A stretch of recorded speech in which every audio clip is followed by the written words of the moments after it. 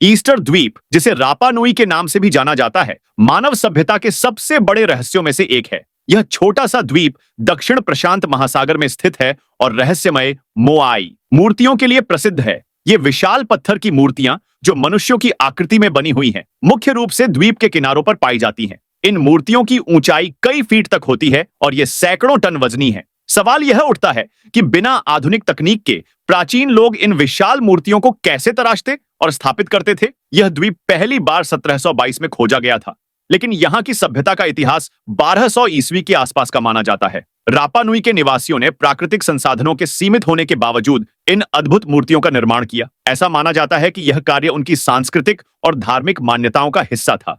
हालांकि इन मूर्तियों को बनाने की प्रक्रिया और उनके उद्देश्य पर अब भी कई मतभेद हैं। कुछ विशेषज्ञ मानते हैं कि मोआई मूर्तियों का निर्माण पूर्वजों के सम्मान में किया गया था, लेकिन यह स्पष्ट नहीं है कि इन मूर्तियों को विशाल पत्थरों से तराशने के बाद द्वीप के अलग अलग हिस्सों में कैसे ले जाया गया।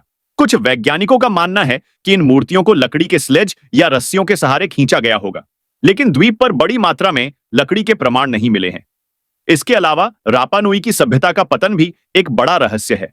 कुछ शोधकर्ता कहते हैं कि यहाँ की प्राकृतिक संसाधनों की अत्यधिक खपत, वनों की कटाई और जनसंख्या वृद्धि ने पर्यावरणीय असंतुलन पैदा किया। वहीं कुछ अन्य विशेषज्ञ बाहरी आक्रमण और बीमारी को इसका कारण मानते हैं।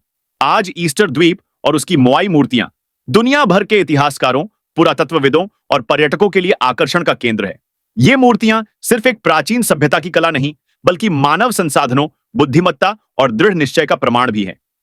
ईस्टर द्वीप का रहस्य सुलझाना हमारी अतीत की समझ को और गहरा बना सकता है और यह हमें पर्यावरणीय संतुलन के महत्व का भी सिखाता है। इस द्वीप की कहानी इतिहास, संस्कृति और विज्ञान का अद्भुत संगम है। अगर आपको हमारी वीडियो अच्छी लगी है तो सब्सक्राइब और लाइक करें। धन्यवाद।